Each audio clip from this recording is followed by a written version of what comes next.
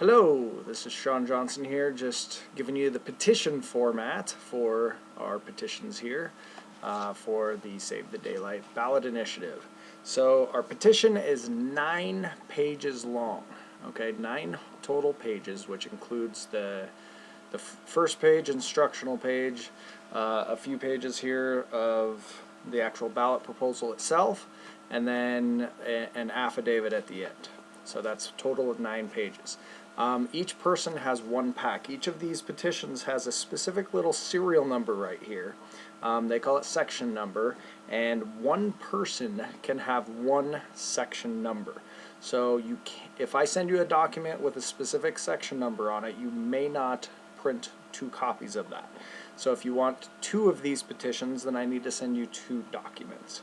So if that's unclear at all, please let me know, because that's extremely important. We cannot have more than one petition having the same section number at all. So please make sure to do that. It must be legal paper, which is 8.5 by 14, and that's what this is. You can find normal legal paper, just 20 pound, which is normal size.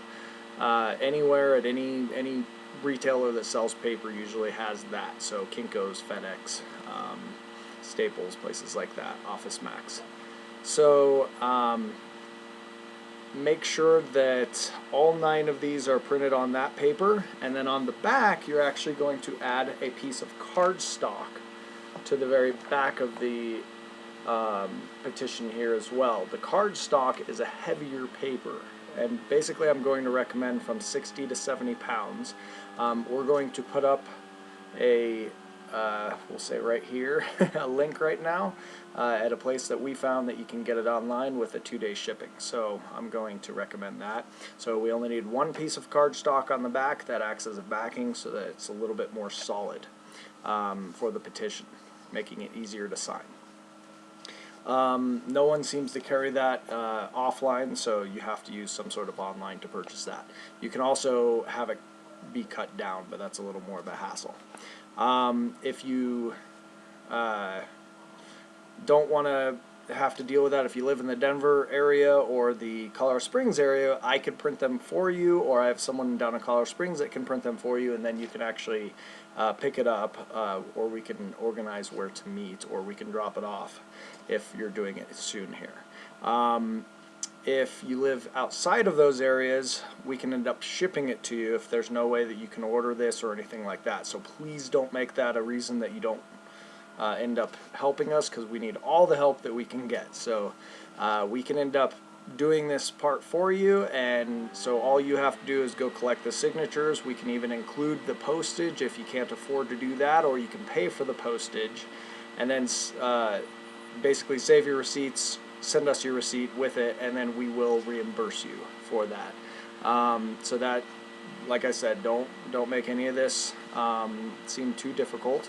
If you can't do it, then we will make it so that you can. After you put the cardstock on, you want to put 4 staples across the top here, fairly evenly across the document. Doesn't matter too much, but I just lined it up with that line that's right up there. So you need 4, and you need to make sure that none of these staples ever come out of the document. If it ever comes out, then they won't count any of the signatures. So that's extremely important. You want to, well, let's talk about the petition. The first page is just instructions for you, so just read it, familiarize yourself with it. If you have any questions, feel free to email me. At the very bottom of it, there's actually my address and phone number, so you'll be able to call me or text me, maybe a little bit easier if you have any immediate questions. And then you'll actually mail these packets back to me to that address right there once you're done with everything else. The second through the 4th page is where the actual ballot proposal itself is. So you or anyone else can end up reading that full ballot proposal if they don't want to read it online, or if they anything else, that's completely fine. And then after that is where the actual signature on page 4 here actually starts. So each line of signature is 2 lines actually. So they need to fill out all of these boxes, you have to make sure that each one of the things is actually filled out, and you have to make sure to watch them fill all of them out as well. So it has signature, printed name, resident address, city, town, county, and date of signing. The county can be the 4-letter abbreviation, so the first 4 letters of that, and that's explained on the first page. The resident address, you want to make sure that's exactly the same as the voter registration.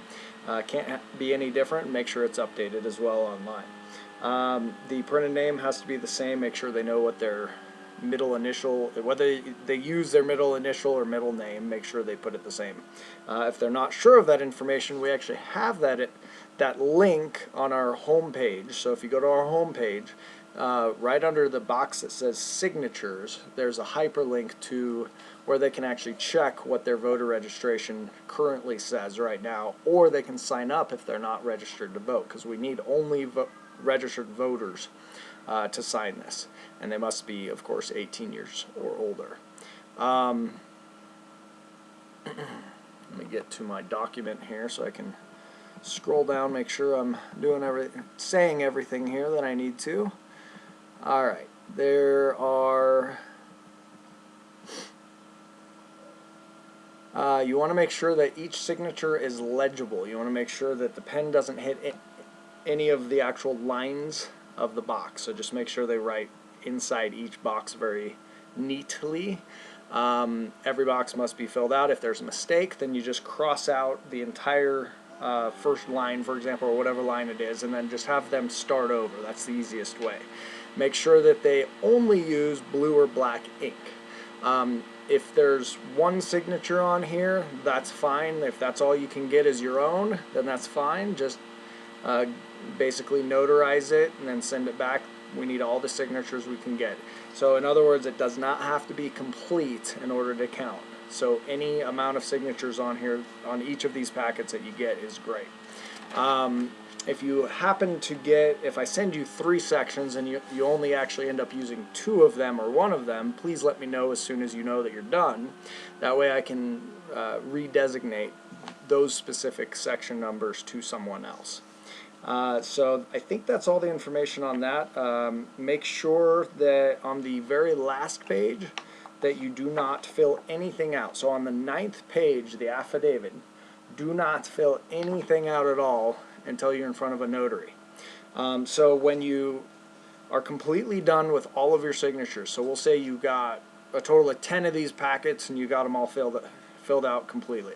Okay, after that, then you go to a notary.